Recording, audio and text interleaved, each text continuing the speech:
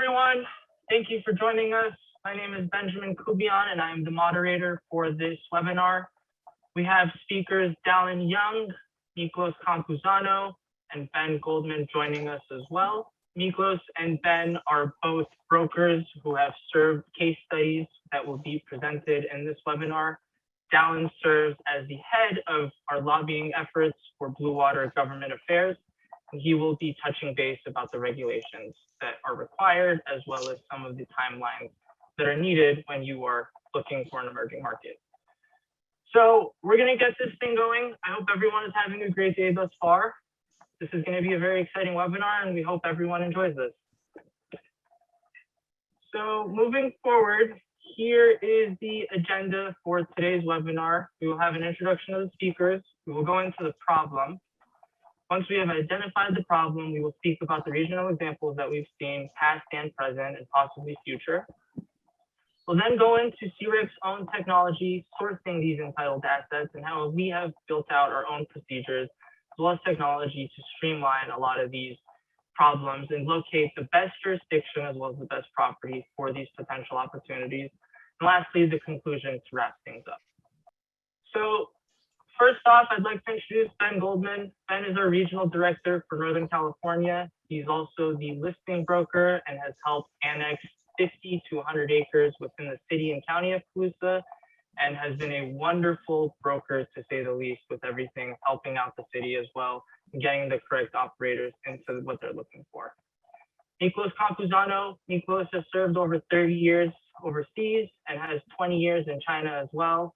He is our managing director at CREC and is the listing agent as well as the consultant that has helped Mendota become what they are today. Lastly, we have Dallin Young. Dallin is the founder and president of Blue Water Government Affairs, where he leads the strategic and operational efforts for understanding the political landscape and helps a lot of our lobbying clients choose which jurisdiction they'd like to locate to and assist them in the lobbying efforts, as well as creating a draft ordinance. So we're going to head into the problem. This is the problem that is the relationship between real estate and cannabis businesses. So the steps that we've been able to locate follow as this is that we'd like to locate a jurisdiction that is based on a use type, because when it comes to cannabis, it is always dominated by what use type you would like to operate as. You can choose a city, however, that city may not allow for that use type that you may be looking for. So it's always best to consider the use type that you're looking for first. After that, once you've located cities, you will then review the regulations and their application dates, understand exactly what's going on with them. And Dallin, if you'd like to speak about this a little more about how important this step is in regards to reviewing the application dates and the regulations. Yeah, no problem at all. Yeah, thank you so much for putting this on, Ben. I really appreciate it. In terms of choosing a jurisdiction that you want to operate in, both for the short and long term, if you're going to be an operator or you're just going to do a real estate type of deal on this, what your regulations look like is vitally important. So that's going to determine what type of uses you can have on that property, what type of zoning it is, if your property is even going to be viable. And then kind of lastly, but also very, very important here is the tax rates on all of those things. If you take a look at all of those and it looks like, things are going in the right direction for you, well then, you need to take a look at those application dates and make sure that you are on the right side of those application dates and that you're going to be able to get everything put together in time. So that's, I'd say, just kind of the first things that you need to do when you're looking at these new jurisdictions and you have either a real estate property that you own or one that you're interested in. I'm happy to divulge a little bit more on that if I missed anything there, Ben. No, and we can cover that more in the next slide. I just wanted to have you cover kind of the importance of reviewing those regulations and application dates, because that will really set forth at what you can do after that. Next, we have the sourcing of eligible properties, not only using our own database, but whatever real estate database that you yourself may be using. Regardless of where you are in the nation, we in CREC have built out a widespread property database that shows almost every single asset throughout the nation in regards to cannabis, as well as any other keyword that may be showing up from there. Lastly, we have the real property entitlement. Now, on the left side of the screen, you could see a couple of questions. These are very important questions I would like the audience to be considering throughout the entire presentation. These 5 questions will really determine if you can operate within that municipality or not, and really sets forth on what you can do at that point. So we're going to cover the locating jurisdiction aspect of the problem. From here, this is a lot of words, I understand. However, each one of these bullet points is extremely important. Dallin, can you speak about how important the ordinance procedure is from the planning perspective and how lobbying efforts can help a lot of these jurisdictions get to where they need to go? Yeah, absolutely. So, kind of jumping back to what I said earlier about the real estate is there's a lot of different aspects to what's going to make your property valuable, both either for yourself or leasing that out to other potential operators. And on all of that, the earlier that you can get involved in the process of either developing your ordinance and helping write all of those things, or getting in front of jurisdictions that don't even have that draft yet, that's going to give you the best possible deal on your real estate. And give you the best possible draft ordinance that can be developed based upon your input. So a couple of the timelines that we have here, just a little bit of the process. So I'll kind of go over a couple different of the aspects regarding that process. Is there's really 2 different ways to pass get one of these ordinances passed. It's either going to be via the ballot box, which is going to take place generally every 2 years. We have one coming up November of next year. We just had one this past year. And these are going to be more of the initiative style of ordinances. So a lot of times it's industry that is putting these things on the ballot. So a lot of times those terms seem to be a lot more friendly to the industry, but the ones that come up more frequently and kind of intermittently through all of that are going to be the type of ordinances that are passed via your city council. So there's a couple key points in time that are essential to making sure that you are most involved in all of that and you're getting the most bang for your buck in terms of the real estate deal. So when jurisdictions are looking at all of this, what they'll generally do is city council members generally, or county board of supervisors, is they're going to instruct their staff or have their staff come back and present to them just the general information about what is going on in the industry. Once this presentation happens, it could be an action item in that the board or the city council is going to be asking them to then go forth and draft an ordinance and bring it back for their review. Or, they just might say, okay, hey, that was awesome. Thank you so much for bringing this forward. We don't know what to do yet. This isn't quite an actionable item. But the fact that they even put together that information item in general means that they're thinking about this. And that is a very vital kind of point in that timeline. If you're paying attention. Now, I'm sorry to interrupt you. How important is that kind of step where the city is speaking about it and they are in that little, I would call it maybe a month timeline of them speaking about it and then bringing it onto the city? Can you speak about how important that specific kind of small window is for the real estate market at that point? Yeah, absolutely. So a lot of times these information items kind of fly under the radar, but if a vote is taken at that time to direct staff to draft that ordinance, that's when we'll see a lot of uptick in the value of the prices of the real estate in that jurisdiction, because a lot of landlords are pretty astute to what is going on. And so if they catch wind of that, they're already going to be thinking in the future about, hey, my property could potentially be even more valuable because now I can get that cannabis use on there. So if you catch wind that this information item is coming, you should definitely start getting involved in what that draft ordinance is going to look like to make sure that your property is going to be zoned correctly when that ordinance is finalized. Yeah, and if you guys can note, there are 3 different scenarios on the left side of your screen at the bottom. We've been able to locate 3 types of jurisdictions when they are speaking about cannabis and how they are with their scenarios, so to speak. So the first one being is that there's no ordinance and there's an early draft stages. You should expect a longer process to receive your license. However, as Dallin previously mentioned, this is the most important time if you are serious about it to go out and begin looking for an entitled asset to start operating at. The real estate license will be at market price, and we will cover this as well. The next scenario is an ordinance has just passed, but there's no operating license. The real estate prices have now skyrocketed. There's a lot of interest within the city, and a case study for this can be Costa Mesa. Many of us have seen the prices skyrocket. The city is very serious about it. There are no active operating retail licenses currently. However, there is a lot of interest, and if you do have a piece of real estate, you are in a very good place. Lastly is an operating jurisdiction, and this is the potential for long-term business opportunities and creative investment opportunities. So this is an already operational city. you as a landlord or you as an operator can come into the city and come up with some creative deal types to assist an operator or get a landlord license while you are also operating under this asset. Now, Mick, can you speak about kind of these three different cities and how you've seen them operate with each other in regards to the real estate as well as the cannabis side of things? Sure. So, I mean, in the first two, you don't have any operational businesses, so there's no assets to buy. So if you're limited by location and where you want to be, then unfortunately, you're going to be forced to look at opportunities that are open licensing if there are no licenses available in those particular municipalities. So we can take SoCal, which is a very hot area right now, and there's only a few municipalities that are actually accepting applications. So therefore, you're going to be forced into buying a license and not going option one or number two. But there is a lot of option number one going on and option number three, which if you look at like San Diego, they have operational businesses and they are open for certain applications, but they're looking to modify things. So they're kind of in a version where they're in version 3 and version 1 at the same time, because they're going to be creating potentially a whole new ordinance, therefore allowing a whole new license type. The orders may be written completely different with different tax things, or they may be modifying the first one. It's yet to be seen, but you can see real estate and other licenses, how they're impacted by those things by just looking on the market. There may be more licenses available. There may be real estate changes in prices now that things are being clearer zoning wise, and those things are being discussed.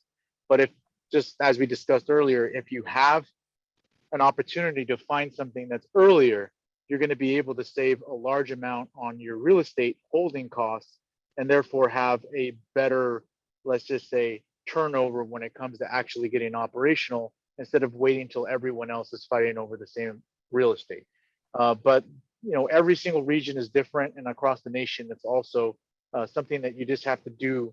What we're going to be tying into later, which are feasibility reports, and those things are to find out exactly what's going on for your particular use, for your particular budget, what exactly you want to do. And Ben will definitely touch on that in a bit. Yeah, correct. And so going back to the kind of first step of things, this is really highlighting this important stage.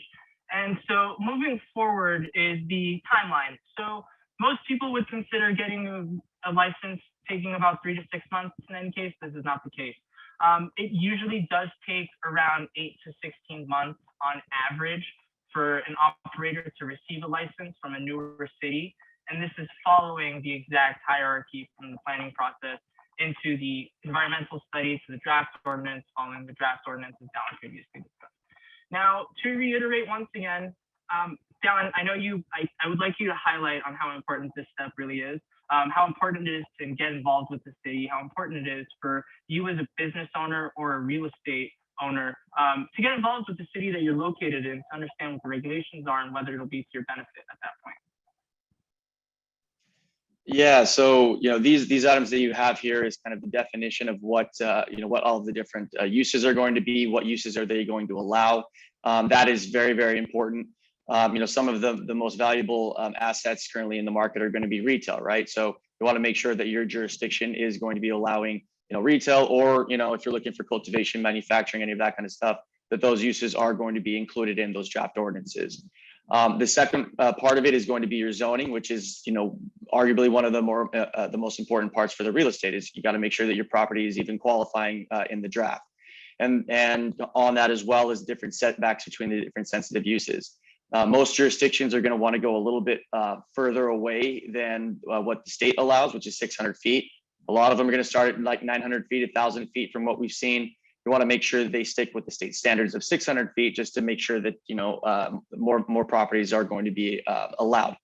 And then the other part of all of that as well is going to be the taxes, if those are going to be discussed, or the permitting process. So is that going to be a conditional use permitting process? Is it going to be development agreements? Those are all going to be very, very important as well. Particularly around how long it's going to take for you to get one of those licenses.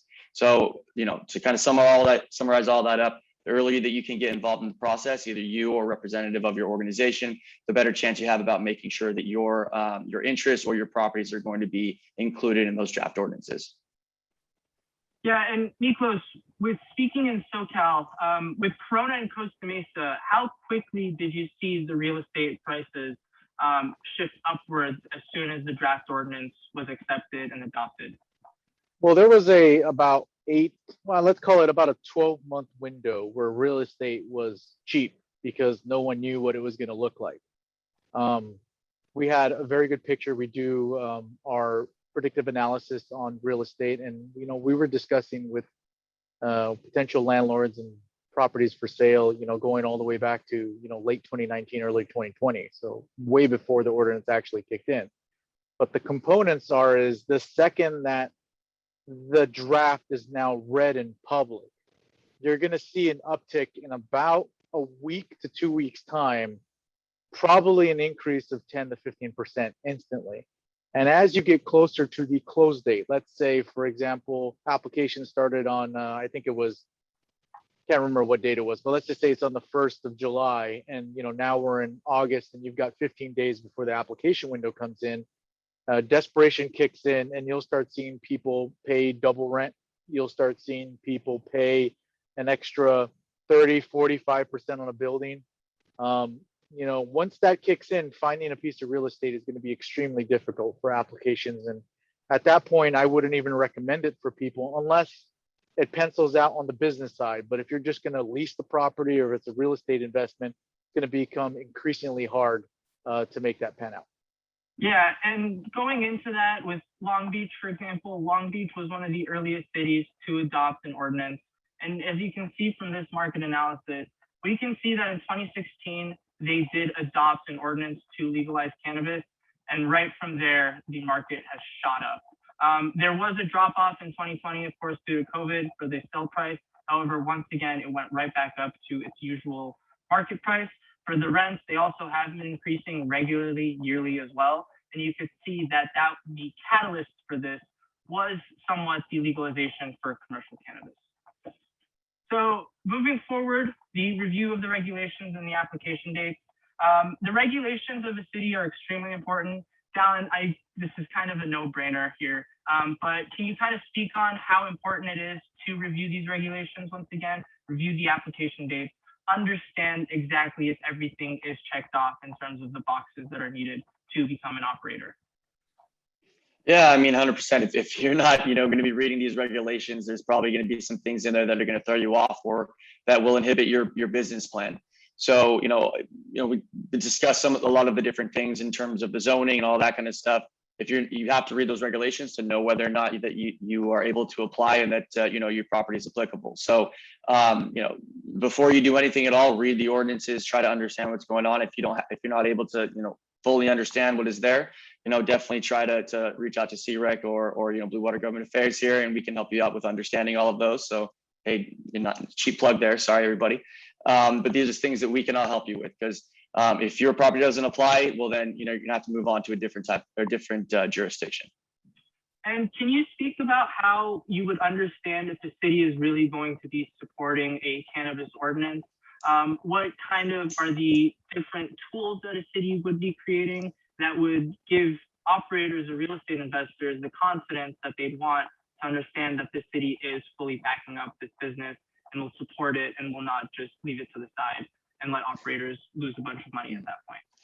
Yeah, there's a couple different aspects that cities can do. So one, are they going to put together like a bureau or a department within their development services or within city or county staff that is going to be focusing specifically on these things?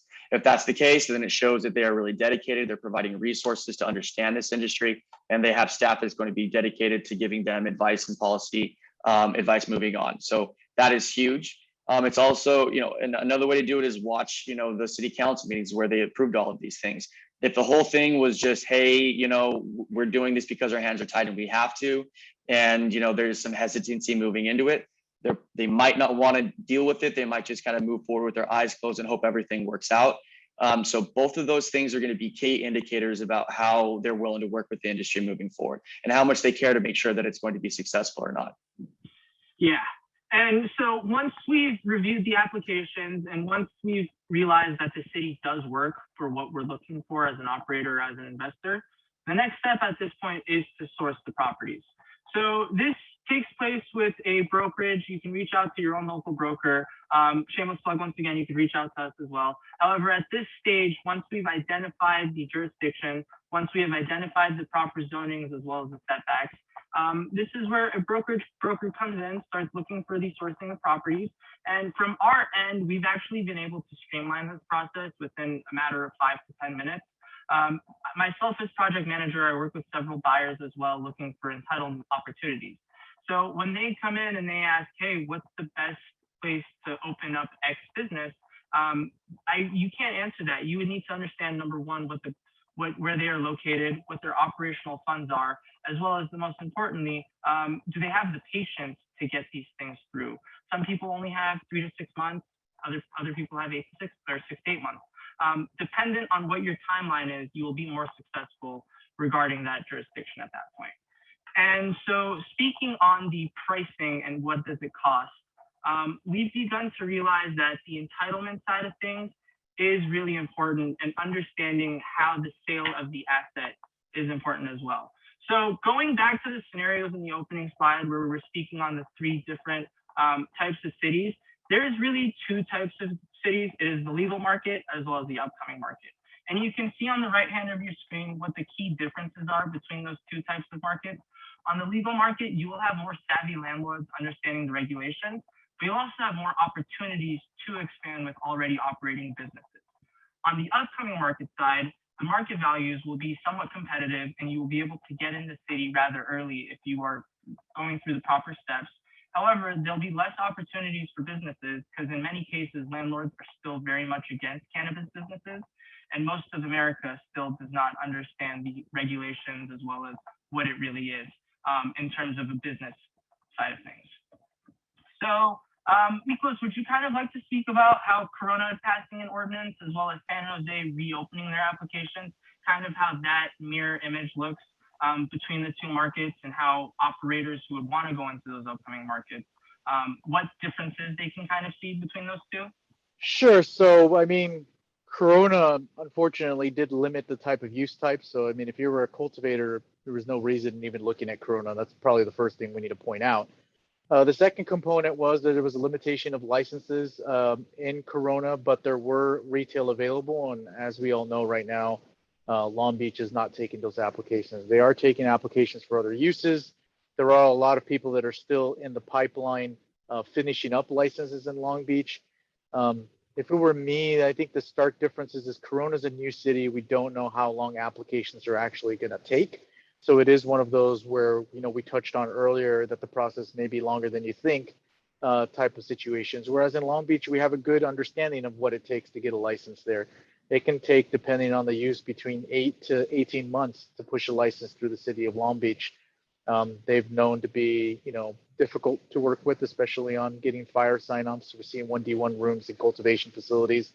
And, you know, as you understand this knowledge, it starts to influence, you know, what you're going to be deciding to do real estate wise, because you start looking at the timeframes, your expenditure, when you're going to close these assets, and whether that person is willing to hold the asset until you get the license, because you don't want to be buying something that isn't licensed if you can afford to, unless you're buying it at regular real estate prices, which would probably be before both cities, because you would have had to come in early to get a good deal, because that mitigates your risk. And so if you're coming in at this late rate, you're unfortunately going to be paying a premium on something that you're still going to have to go through the whole application with, and that may not be a good decision at this point, where we could put you towards cities or counties that are coming online in the area that don't have those, you know, let's just call it line item on your balance sheet that's going to help you, that's going to start you off in the negative. We'd rather help you stay off in a more plain. So let's say you didn't get the license, you can just sell the asset, walk away, and you're only out application fees. Yeah, and going into that is the cost of everything, as you mentioned. So the next step here is really valuing the property. I've heard this a lot. I used to be the lead router for CREX, so I was on the phones constantly. I would speak to buyers and sellers, and they would always ask me one question that I never had the answer to, was how much does it cost? How much does it cost me to get a license? How much is it going to cost me to have my build out? We really can't answer that. It depends on where you're located. It depends on what the application looks like. But from a 30,000-foot view in California's current market, this is a rough estimate of what it should cost you to entitle a property and get it fully licensed so it can be operational. The purchase of a property on average throughout California is around 1.2 million. The construction costs can range anywhere from 500,000 based on use type to $300 per square foot and for cultivation, as well as $1.50 for manufacturing. And then your compliance and licensing fees can range anywhere from 5,000 up. And then your cost for utilities, which is a very unforeseen circumstance. However, it is one of the most important costs. Having water and power on the site is extremely important, and that can charge anywhere between 35 to 70,000. So at that point, you were looking at almost a $2 million operational fund needed to get a asset entitled for a cannabis business. So it varies. Once again, you really cannot say how much it costs, but you should have a rough estimate of about $1 million plus at that point to get everything entitled, dependent on your sale type or if you're looking to lease the asset. And one thing to add there, Ben, if I can, if you're not buying the property and you're leasing it, you can knock out the purchase of the property, but you still have to pay a rent first, last, +3, probably.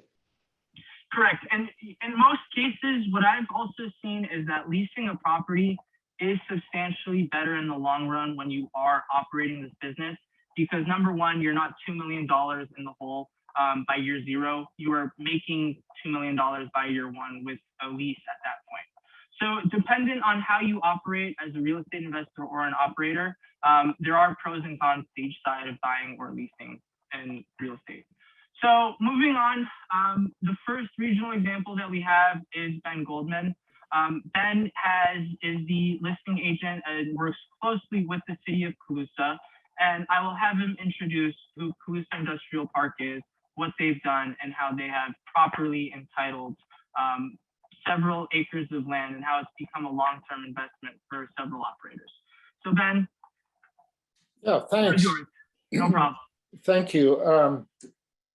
Yeah, I've had a great experience with Colusa and the Colusa Industrial Properties. I discovered, part of the way that I discovered Colusa and the industrial properties, I think tells a lot of the story of what I see as value and in an emerging market. And so, some of these things are more, are things like in infrastructure, high level of technology at the park, the vision of the founders, the management, the clarity of all the above, the dedication to sustainability, the renewable energy, biochar, all those things were on the table and in place, all that infrastructure before cannabis came to the park.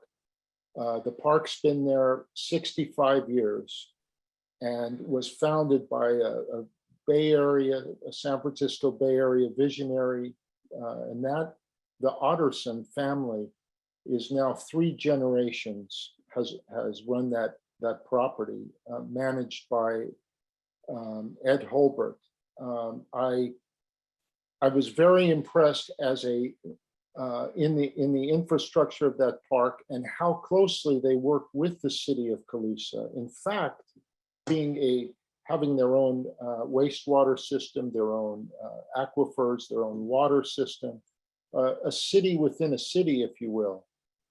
Today, the annexation of that property, of that 500 to 600, well, 600 acres, let's say, square acres, the annexation done by LAFCO, which is the state agency that regulates boundaries, was finalized after all kinds of delays between the county and the city of Colusa. So the city of Colusa has absorbed, if you will, this agricultural park, industrial park, which, by the way, has fantastic international ag tenants. a lot of very, very big names there that I could rattle off a great list of tenants. So when the city of Calusa has been more friendly to cannabis and more open, and what's developed there over time is the cannabis has become integrated into the park as another ag product. And that's really what's interesting to me is I've been there since it was first introduced, and the city and management of the properties, as well as the city of Calusa proper, have step by step gone through the process of learning what they want to do. And that's the brilliance and the opportunity there in that county now, and in the city of Calusa specifically, and even more so in the Calusa industrial properties, is vision and the treatment of cannabis business as another agricultural tenant. And So, sorry, apologies. go ahead. Yeah, no, apologies. Yeah, thank you for that. And what I really wanted to chime in was, as Dallin previously mentioned, is that the city you're working with, whoever the operator is or whoever the investor is, and in this case, it's Calusa Industrial Park, as the quote unquote developers, have been working hand in hand with the city to create this environment, right, Ben? And Exactly. What do you see as the future for Calusa moving forward with the legal market? And how do you see it moving forward within the next 5 to 10 years? Well, it's interesting because it's been, as I say, if you go today, if you come there, it's after now the virus has subsided some, and deals that were in progress and delayed are now fully on. There doesn't appear to be many opportunities because inventory is taken or called for. There's a queue. But in fact, this is only the first annexation of land to the city. There is an additional contiguous 1,000 acres to be annexed into the city by the industrial properties in the next 12 to 24 months. So in fact, it's the beginning of what's been very steady, progressive growth with building an infrastructure to handle all the above. So it's just the beginning. It's a very exciting emerging market. Absolutely. Again, Yeah, and just a final point, it's in the center of California. So it's a distribution point in the center of the valley, and certainly a point for national distribution as time goes on. And yeah, with that final comment, what's the biggest takeaway you've seen from the city itself, as well as the CIP and working with them in terms of creating that environment and allowing for long-term potential opportunities, not only for possible real estate investors want to purchase 3 to 4 acres, or an operator wanting to come in and get licensed rather seamlessly with a cannabis-friendly landlord at that? I think, it comes down to the relationships. It seems almost trite to say it, but long-term relationships and meeting the vision. If you are an operator and you care about where you are and you want to be there a long time and you have a vision for building, then you can, this is the kind of market that you would want to identify, where management and city are all dialed into the same program. No one is out for the quick buck.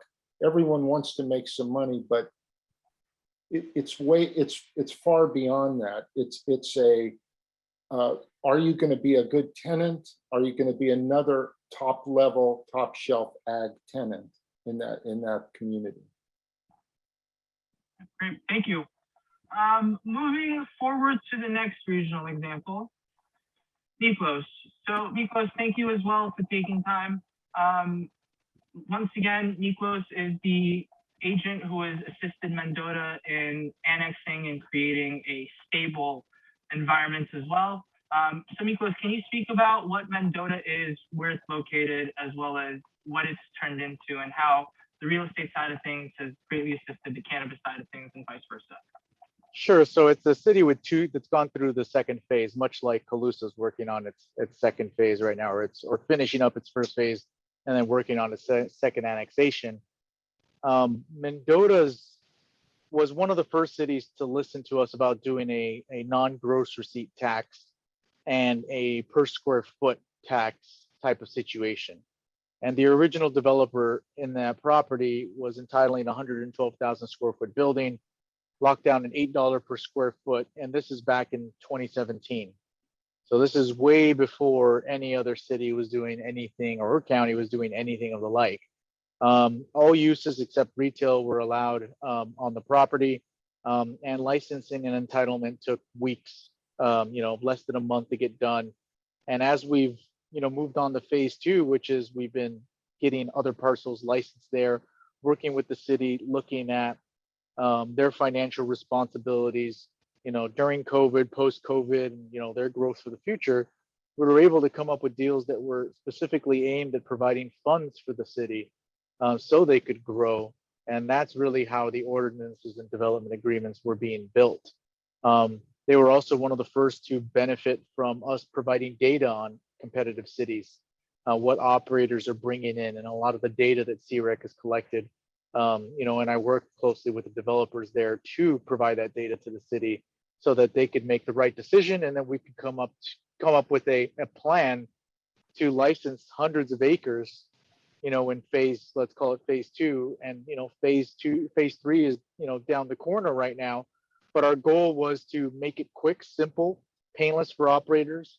And as we hit phase two, we lowered the tax once again, and we have the lowest tax rate right now at 50 cents per square foot for the city of Mendota on one of our 15-acre parcels and a 47-acre parcel, which should be licensed in the next few months. And they're doing CEQA, getting all the stuff for the environmental side done for us. Infrastructure's there, planning department works with us very closely, like Dallin mentioned. We're talking about 2 weeks for any building permits, 4 weeks for anything to do with water or electricity. It's unheard of to get turnaround times like this. And it's because the city is, like we're going to jump into very soon, and we'll do in our closing statements, they're flexible, they're malleable because they're small. They need money. No other companies are throwing money at them. And they look at this as an industry they can get behind. We've even got will serve letters for city water from them. They're being extremely, extremely positive in assisting us. We were even able to change an airport's flight patterns by about 2 or 3 degrees so that we could get more canopy on one of the parcels right next to the airport. So, these are things that only a city that sees the potential, is convinced there is some, and you bring good developers and good operators to the table, are you going to be able to work out deals like this, right? And the city has to be extremely involved in asking the right questions, and you need to ask the right questions about what the city needs as well. And as long as you've got, developers that know what they're doing, or operators, or a mixture of both, you're going to find that there's a lot of cities in California that are hidden gems, diamonds in the rough that you can build to be like this. Currently, yeah, go ahead. Sorry to interrupt. What would you kind of say about Mendota in general as a city that's helping out the operators? As we've seen with Calusa as well, they've been rather motivated, and with Mendota, it seems like that they are extremely motivated to have more operators coming into the door. The cannabis overlay district as well, if you could speak about that a little bit, and how the city has really made future goals as well for cannabis operators, creating this type of environment for friendly operators and to have a very competitive tax rate. Well, first of all, the original buildings that were licensed are licensed with their CUP and everything, and with local authorization taking less than a month. You should be operational in about 5 months in Mendota, and that's something you could write into a business plan and not miss, which is very rare in the cannabis industry. If you ask anyone, no one would ever put a hard date on anything because you could be 6 months to a year to 2 years behind. So that's the number one way Mendota is assisting. The second component really is that by not doing gross receipts and doing square foot taxes and by paying quarterly, they understand that a lot of cannabis businesses need to have ramp up periods. They understand that cannabis operators need flexibility in permitting for any sort of different uses, and they're deferring to the state. So they're not trying to say what can and can't be done in the city and trying to modify the state's rules. They're letting the state do its job, and they're letting the developers do the job of qualifying the operators. All the city is going to be doing is checking to see if you have, some, illegal background felony history that may, influence your business. Other than that, you're applying for a business permit. So those are the speeds. And then when it comes to growth in the future, they're continuously having conversations with the developers in play and any operators that are interested in doing projects there. And they're writing development agreements and negotiating with them directly. So it behooves the developer or the operator to work out the deals with the city. And I think the deals that we've done in the past are going to be examples of what other people can aim to do in the city, because the budget that they have in tune with type of cannabis taxes you can provide are going to fit extremely well. So all you need to do is sit down and do the numbers with them, figure out what type of project you have. And I wouldn't be surprised to see, hundreds of additional acres licensed in Mendota in the next couple of years if people, look at it properly and, talk to the city, and the city will do everything it can to assist. So with that, do you have any takeaways from the City of Mendota? What we expect moving forward? I know you did previously mention that. More than anything else. I would say, final takeaways? Yeah, final takeaways is I think this is a good city, a great city for you to do some business in right now. There's space which you could get operational in quickly with buildings. There's projects which you can build ground up. There's almost 120 acres of greenhouse and outdoor out there that is completely licensed, ready to go, with operations starting on a few acres probably sometime this year. But there's a lot of opportunity there. But what I would say the main takeaway is if other cities looked at this ideology of doing licensing, the speed, the assistance of the city in producing licensing, I think cities will find cannabis operators to be very, very interested. And the type of revenue, even if the tax rates are lower, by getting more operators operating quicker, you're going to end up with equal or more revenue from a city tax point than you would by making the process complicated, slow, arduous, and tax high, and then scare a bunch of people away, or they won't even make it to open the door because they run out of funds. Thank you. All right, so going into it, so this is how CREC has built out technology sourcing entitlement assets. We've created several different processes, and the ones that we will highlight today are the sourcing of deals, so how we are able to source entitled assets, source properties, our entitlement package, which is a tailored market study for our clients, the CREC network, and lastly, the CREC maps and predictive analysis. So with the sourcing of deals, going back to the first step of the problem is going through the city, locating the best jurisdiction, and then that third step of sourcing the deals. What we've done is we've created several different SOPs to streamline the deal flow and create opportunities for our buyers or find buyers for our sellers within a matter of minutes. Part of these are, as previously mentioned, the maps, the entitlement package, and the network. It is very important that this stage has a ton of due diligence in it. Number one being, in any case, a jurisdiction may require the retail license to have internet within its space. Some jurisdictions may not have an internet on parts of the area, so you will have to actually install a router and have that second-hand step in installing internet on your property that you would have previously thought would be there.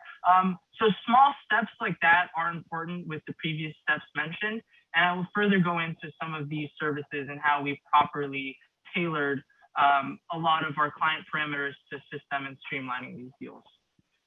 So the first one is the entitlement package. Now, as we previously mentioned, the lobbying part of the step is the most important.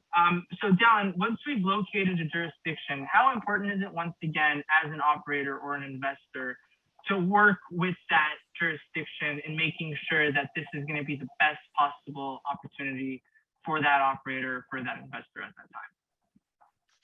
Yeah, it's of the utmost important. If you're not involved if you're not involved in that process, then things might not go your way.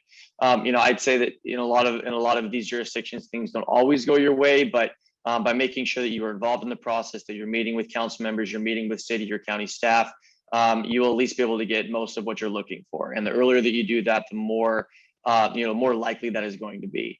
So, that's what we're here for. And especially with this entitlement package, we really get everybody going from the very, very beginning of this, which is the ordinance development, making sure that your properties are all, they're all suitable and they're all going to be included in that ordinance, all the way through the actual licensing and the operation of the business. So we offer a full package here for anybody looking into these properties. Yeah, and it's been a great assistance to a lot of our clients as well when they've wanted to locate a jurisdiction that's merging. This is the tailored package that we've been able to streamline for a lot of our clients. And it's greatly assisted them as well in creating a market study that fits their exact parameters. So Ben, can you speak about how the network has helped you in streamlining a lot of these deals, and specifically kind of analyzing the deals and seeing how they are properly vetted, from seeing them in the pipeline, and then also speaking about the properties tab and some of the other tools that have greatly assisted you in helping your buyers locate potential deals as well in the best market possible? Sure. I think the network is, frankly speaking, is brilliant. It gives a visual, and I think whether you are a buyer, seller, investor, it gives you a visual of which you can customize in many ways and work with as to where your deal is, what you need to do, what tasks are required, and also a matching feature that can link you with the services or the buyers or the investors, et cetera, that you're looking for. So it is a great resource. It is continually evolving and developing and solving problems in the field. So as a part of CREC, I use it daily, and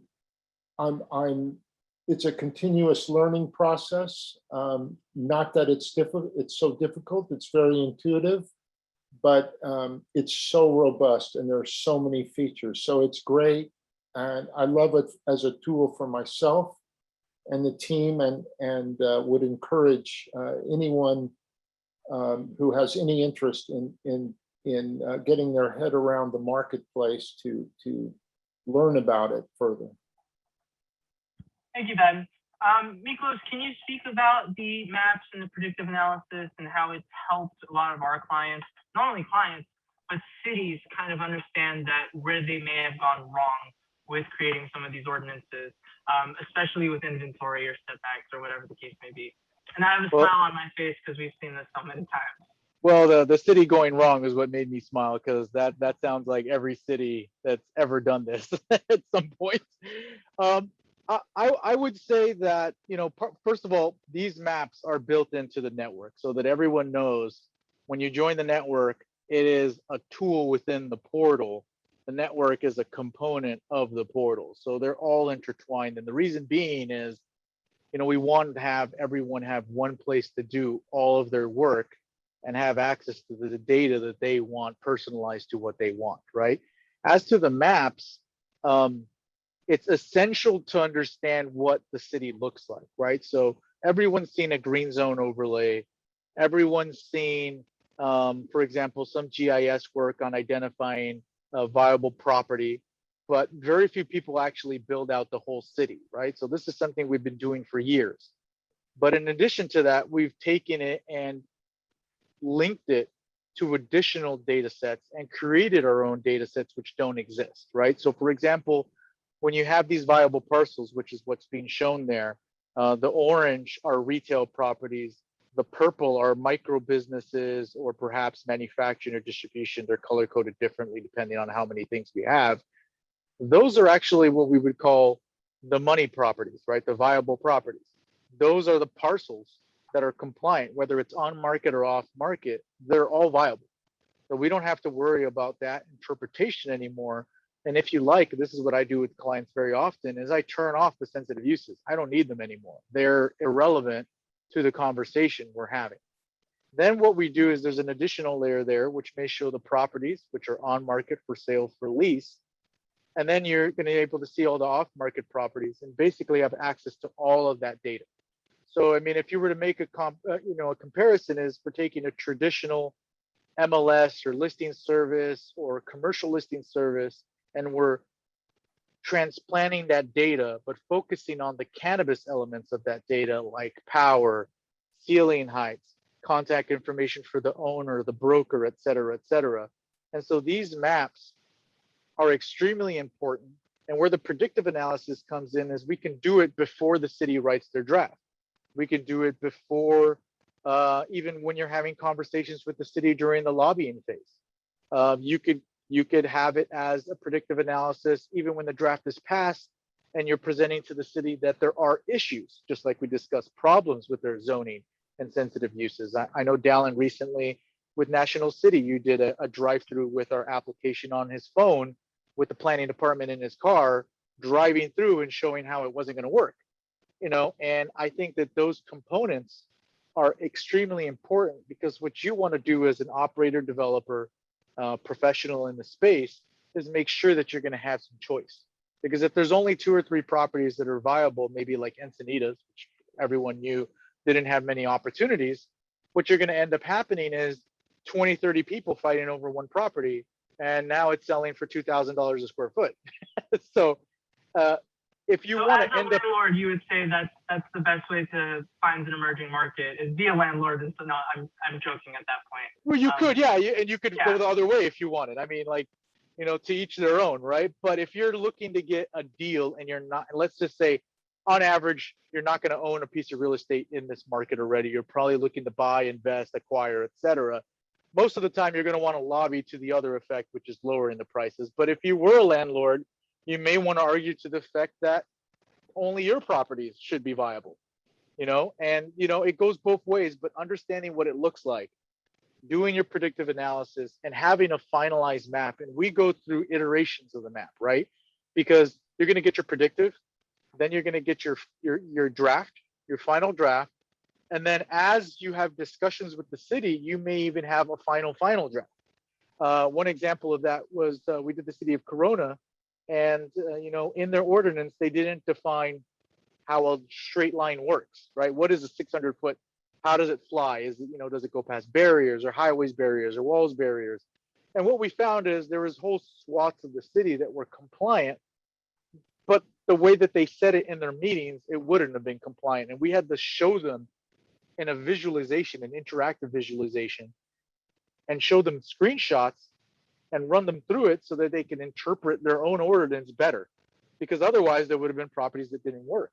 And so I think it's very important to know that the cities write these things, but most of the time they don't have the funds to build out an actual working model of a GIS mapping system.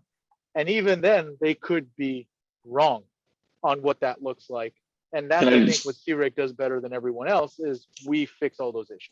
Can I jump in on? Yeah, can I jump in here on this? Yeah. So, especially if you for the emerging market aspect of this and going to jurisdictions that don't have that draft finalized yet, this piece of it is vitally important and is a tool that CREG provides that I haven't seen anywhere else. Because what we can do is we build out this map and we can literally take it to the city council members or to city or county staff and show them, hey, based upon what you are even discussing at this point, this is what this is going to look like. It is going to be in these locations. Is this what you want? Oh, no, I wanted it here. Okay, well, then you need to change things up. Because so far what we've really seen in the cannabis industry and all these different jurisdictions is that looking at the map is the last thing that they do. And so in order to switch these things up and show them exactly what their ordinance is going to look like is incredibly powerful. And for our clients, it's a great because we can kind of we can make these changes in real time to let you know which properties are going to be viable at each stage of that ordinance development process. Thank you. Yeah, and I'll add one more thing to that. Why I think it's important is when you're looking at cities you want to attack, there are other things on our map that we don't even show on here. We can do driving times from an address to see how far it's going to take you to get your distribution, your delivery goods or your cultivation goods to wherever your wholesaler is or your end client or your B2B client. That's pivotal in understanding that. And those are, you can pick a time, worst case scenario, or any time of the day and figure out how far you can drive at those times. These are fully interactive maps with additional layers of data sets.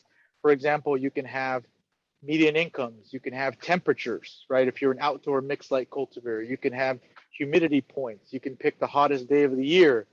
Those type of things are extremely important when you're talking about versatility, traffic counts for certain streets. You can actually, you do your Google Map pin drop in and walk on the streets, through the Google Maps eye vision. So all these things are meant to make the life of an operator or someone just trying to entitle something or work with the city understand whether or not it's somewhere you want to develop. Because even if we don't have a map built for that city, you can still drop your pin, do all these things, load up all this data, decide whether you want to spend the money on it, then ask us to build the predictive analysis once you say, hey, this is an area I want to be in.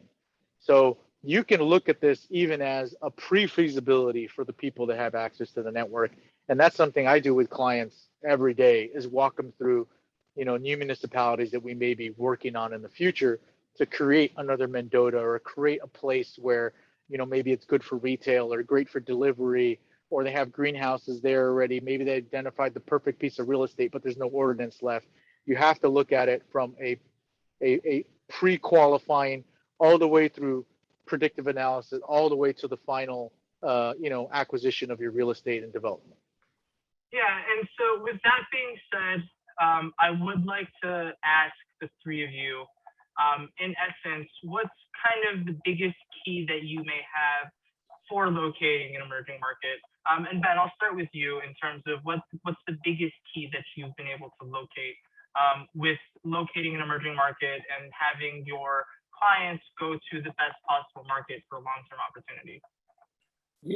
Coming from a more traditional brokerage company and great companies I've worked for, land, farm, ranch, warehouse, etc.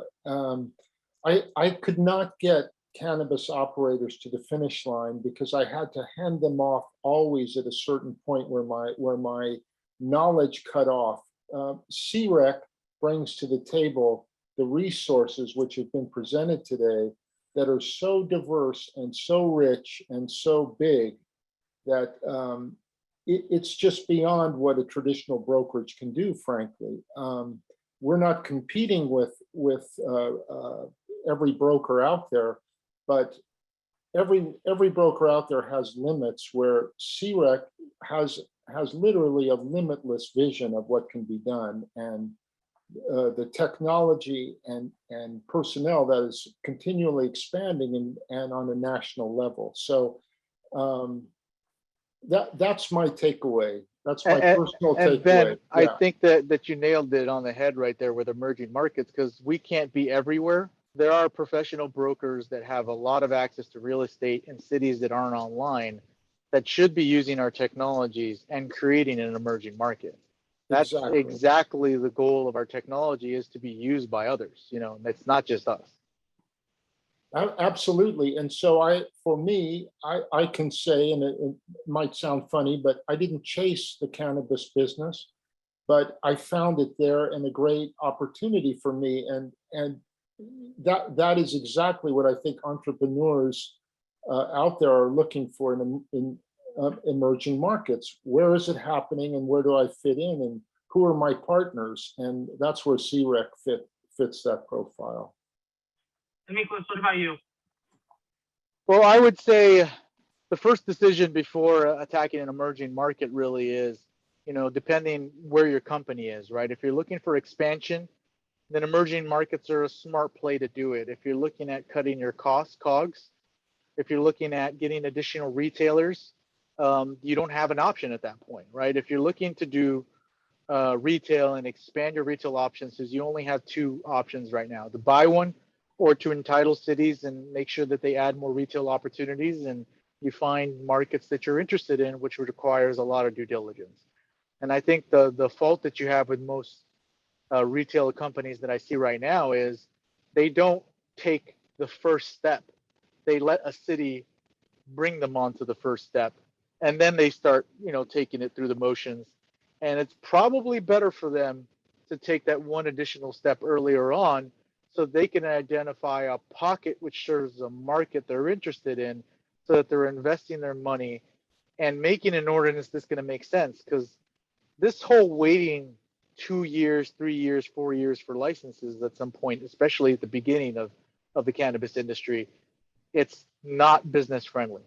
And what we're looking to do with emerging markets is start off as early as possible so that it doesn't turn into something that takes 2 years anymore.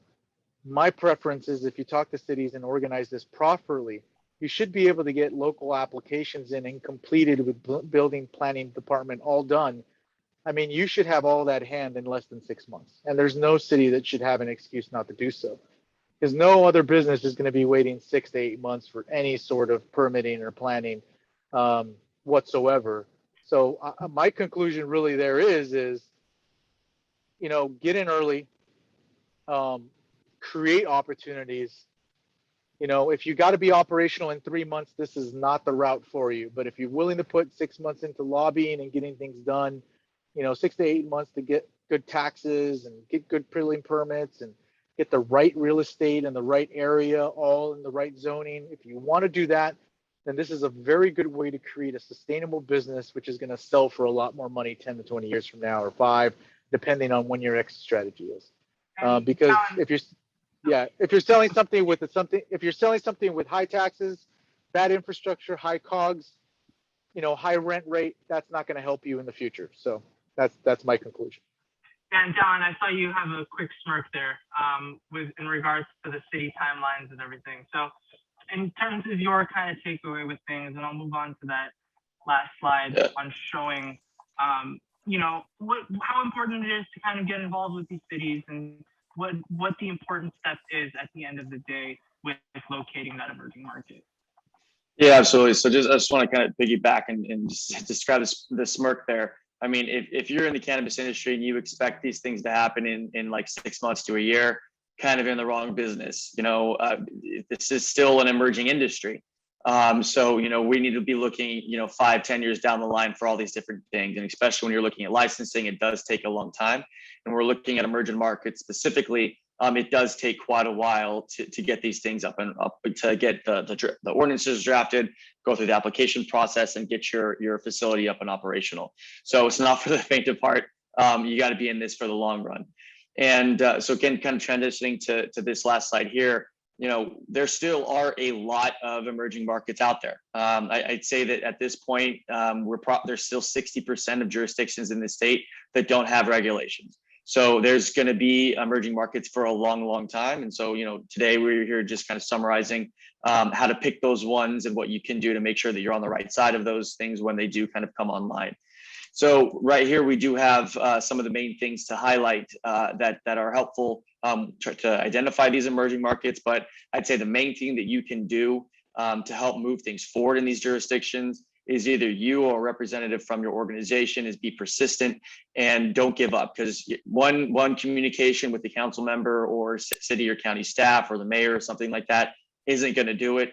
It's going to take a long, long time to build that relationship, show them that cannabis is not really a scary industry at all. It's really helping a lot of jurisdictions get over their budget woes. And, the people that are now operating this are, they're still good people and all these things. And we're all trying to do the right thing here. We're just trying to abide by the rules. And so, I would say these are the couple of things to focus on when you're identifying those. A lot of the bigger cities and or counties at this point have either, they've either got some regulations or they're on a moratorium or have some type of permitting that's been enabled. So we're going to have to maybe downscale the size of the city or jurisdiction that you're looking at to maybe find those emerging pockets or kind of those diamonds in the rough in terms of the jurisdictions that you could operate in. Because of COVID, a lot of jurisdictions have lost a lot of employment. Their commercial zones are struggling. and they might have a low income. Well, cannabis can help in a lot of these different areas, especially if we're talking about revitalizing commercial zones.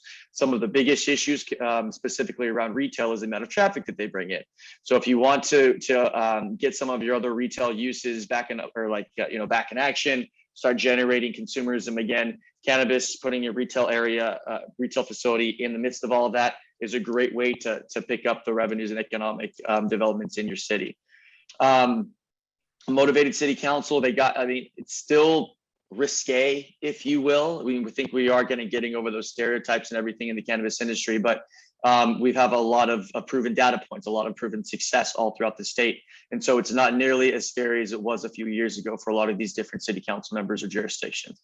So, again, this is where those relationships come in, and that relationship building is vital, is just to demonstrate to them and really be the one communicating that success with them so that they can move things forward. And then, census designated places, you as a business owner are going to want to look for a lot of population in these things. So as much population as you can get in these different areas is what's going to help you be successful at the end of the day. So I know that was very long-winded. If you need me to dig in anything more, I'm happy to. Thank you, everyone. So now we will open it up to questions. If anyone does have any questions, please do ask it in the chat box. Myself, Ben, Miklos, and Dallin will be available for any questions for the next 5 minutes. I would like to thank everyone as well for joining us. Ben, Miklos, and Dallin, thank you guys for taking time to be speakers with this. I greatly appreciate it. And yes, so the chat box is open if anyone does have any questions. We will be free. And yeah, thank you, everyone. And so I see something in the chat here as to Rio Vista. I have had clients dealing with Rio Vista, and yes, it has been a good city to deal with. So I think that the cities just need, if they are doing good, they need to market better. And it behooves them to maybe call CREC and tell us what they'd like to do, and we'd be happy to work with them. I mean, if you have a relationship with that city, make sure to introduce us. And we're happy to discuss on, putting some assets they have on the market, talking to developers, real estate property owners out there. We're more than happy to work with that. All right, we'll wait a little bit more if anyone has any other questions. You're welcome, Jeff. Jeff, thank you for joining us. Okay, so we do have one question from William. William, thank you for your question. Question is, what is the best way to locate financing sources for cannabis projects?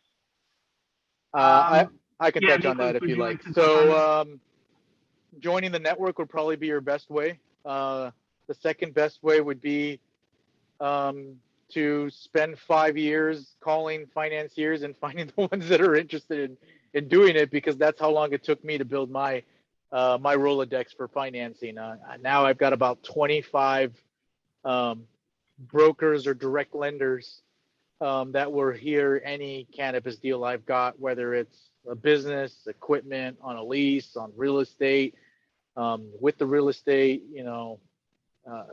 It took a long time to develop that pipeline, and it probably took me I'd say about 4 to 5 years now to develop that pipeline, and all of it comes access with the network. A lot of the investors, the financiers are. A lot of them are on the network, and if not, you can always reach out to us, and we're always helping network members discuss or be put in touch with financing options. I mean, the way I look at it like this is we need opportunities to get financed so that we have the ability to sell them in the future, right? Whether it's an operational business or a real estate asset for lease or a real estate asset for purchase with a license. If people get money, they're able to get operational or able to get the licenses, and there's value. So feel free to contact me, Ben, join the network, and I'm happy to introduce you to everyone on the financing side for cannabis. We got a few people. Yeah, and we are seeing a slight trend in more and more financiers who are starting to dip their toes in the cannabis sector. Yeah, and they're getting better. They're getting better in the numbers. I mean, we're all the way down at 475 right now on real estate in major cities, which, you just go back a year and that'd probably be 7. You go back 2 years and that was 9 to 11. You go back 3-4 years, that was 14 to 16. So it is astronomically better. There's a lot of loans at 6, 7, 8, and 9 still. Good amortization rates, great interest rates. So just feel free to reach out, and we're happy to help with that. What other emerging state do you guys see coming soon online? Well, there's a lot of states coming online at all times. And it depends at what stage they're in and how early you want to get in. So once again, if you look at like New Jersey, which we're working on right now in New York, they're both very early. Ordinances are being drafted across the board in cities, et cetera. State ordinance maybe, in final revisions or being drafted as we speak now. Those are obviously good markets. I would say both of them are. The issue you have is you're going to have to get in there, and it's extremely political, so just keep that in mind. And that's maybe something that Dallin and I haven't touched on, but there's a lot of politics in play in certain cities, and there's certain areas and pockets that are more political than others, right? Some people are down to numbers and facts, and some of them are heavily political, right? There's even tie-ins to Cannabis Chamber of Commerce that, I think Dallin can allude to. Starting a Chamber of Commerce for cannabis in another state would probably be a good start. Start pooling money between multiple operators, start pooling money into the coffers of politicians, and, do the whole political thing. I'm pretty sure Dallin can give you the intricacies to that, but cannabis has been making moves all over the place. So I would just say you got to pay money to play, and in highly political cities, you're going to have to pay a little more. That's just, what you got to do. And speaking on that as well, Claudio, thank you for the question. Depending on where you are in the nation, whether you're on the East Coast or the West Coast, your best bet usually is to go into the states that have just legalized. So we were very lucky that we recently had an election where 4 states decided to vote. Dallin, correct me if I'm wrong here, but I think 3 of the 4 did vote to legalize for recreational. South Dakota is the only one that's been kind of having difficulties with the state. Arizona and New Jersey were the 2 that did legalize. So from the newest states, those 2, New Jersey and Arizona, that have an ordinance set, we've seen counties and cities already begin to legalize and release zoning ordinances. A fun fact that I recently learned as well, in New Mexico, which is also recently legal, a lot of the counties do not have a zoning ordinance. So as long as you own a piece of real estate there, you can go straight to the state board and apply for a license, depending on if that license is fitting the state law at that point. So it varies of what you're looking for. We always try to take out a lot of the hypotheticals. So we kind of want to start with, where are you located? What is your operational fund? And then working from there into finding that emerging market that fits your parameters best. So I think that ties into the feasibility reports, because that's exactly what they do, right? Yeah. We take a look at your budget, the use types that you're going for, whether you're buying or leasing, an operator, developer. We take all of those deal points in, and we go and find out which states you should be attacking. Or if you've got a state that you're interested in, whether it's viable or not. Like, I've had some people ask me about Pennsylvania in the past, and it's like, you don't really have a shot in Pennsylvania. The licenses are gone. There's nothing I can do. Maybe we can go acquire one, and then you have to change the angle towards buying instead of actually, doing a development or entitlement type of situation. But, that's what the feasibility report is for, is to find out what is actually plausible and break it down into a document that you can take back to either to your partners, or take back to yourself and build a business plan, or take back to an investment group that may be interested in pooling money together for a large scale development project. Or you're looking at, acquiring licenses, because there is no way to do an entitlement play in the state. And all you've got now you know what to do is just to go buy a few, right? These feasibility reports are designed to help you decide what direction to go next. So we had another question. One of our audience members stated that they submitted their construction drawings soon, but it'll take about a year to be operational. Do we know of anywhere in California that would start sooner?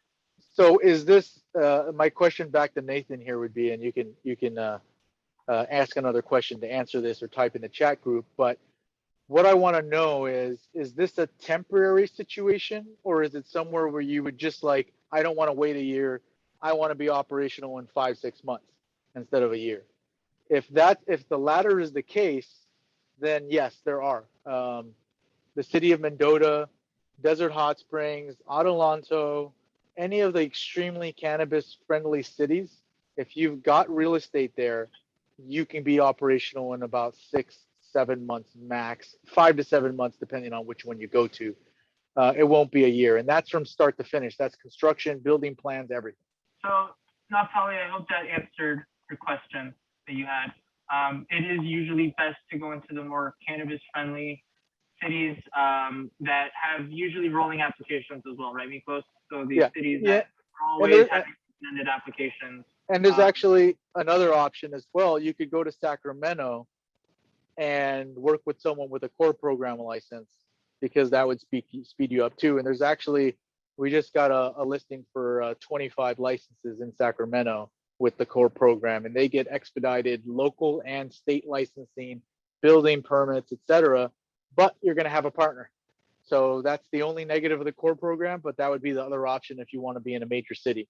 I cannot think of any other major city that would allow you to be operational quickly if you were to start an application from scratch. If you're looking to acquire a license, that's probably your last and final option. Something with certificate of occupancy, or building permits pending construction, or a fully built out facility, that would be the fourth option. All right, we have a question from Jeremiah.